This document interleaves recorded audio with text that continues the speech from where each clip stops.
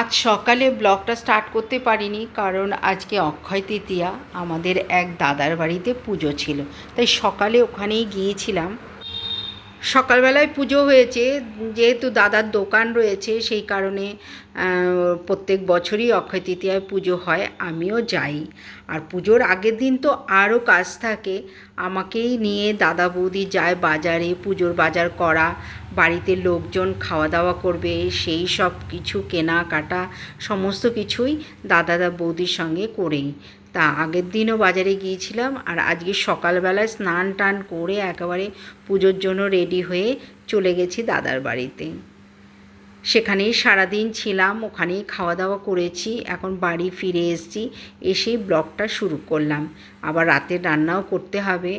দাদা বৌদি বলেছিল এখান থেকে খাবার নিয়ে যেতে, কিন্তু আমি নিয়ে আসিনি, কারণ অনেকটাই যেতে হয়, সেই কারণে আর নিয়ে আসিনি। ভাবলাম বাড়িতে গিয়ে ভাত সেদ্ধ করে খেয়ে নেব। তবু দাদা বলল যে না কিছু নিয়ে যা এখান থেকে। আমি না নেব না, মানে দুদিন ধরে দৌড়াদৌড়ি করতে করতে এতটাই ক্লান্ত, এখন ওই টেনে নিয়ে যেতে পারবো না, বাড়িতে গিয়ে সেদ্ধ ভাত করে খেয়ে নেব। রিতার খুঁটিনাটিতে সকলকে অনেক অনেক স্বাগত। আশা করি তোমরা ভালো আছো, সুস্থ আছো। আমিও তোমাদের ভালোবাসায় খুবই ভালো আছি। তো দেখো রান্না চাপিয়ে দিলাম দুটো গ্যাসে, একটায় ডাল আর একটায় ভাত। ভাতে আলু সেদ্ধ দিয়ে দিয়েছি, ওই ডাল আর আলু সেদ্ধ আর একটা করে ডিমের অমলেট করে নেব, তো রাতের খাওয়া হয়ে যাবে, রাতে অত বেশি লাগে না। চলে এলাম দেখো ঘরে, আবার সামনে বিয়েবাড়ির নেমন্তন্ন আছে, কি শাড়ি পরে যাব, বিয়েবাড়ি মানেই তো সাজ। সেই কারণে ভাবছি কোন শাড়িটা পরবো, সেগুলোকে রেডি করতে হবে। তাই আলমারির কাছে এসে ভাবছি কোনটা পরবো। দুই একটা শাড়ি বারও করলাম, কিন্তু পছন্দ হচ্ছে না, ভাবছি এটা পরবো না ওটা পরবো।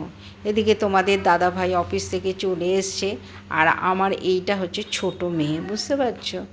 তোমাদের দাদা ভাই বাড়ি আসলেই ও এত আদর খায় তোমাদের দাদা ভাইয়ের কাছ থেকে, নড়বে না।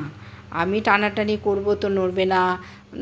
তোমাদের দাদাভাই দেখো কান টানছে, তাও ওর কোনো হুঁশ নেই, ও ওখানেই বসে থাকবে, এতটাই ভালোবাসে তোমাদের দাদাভাইকে।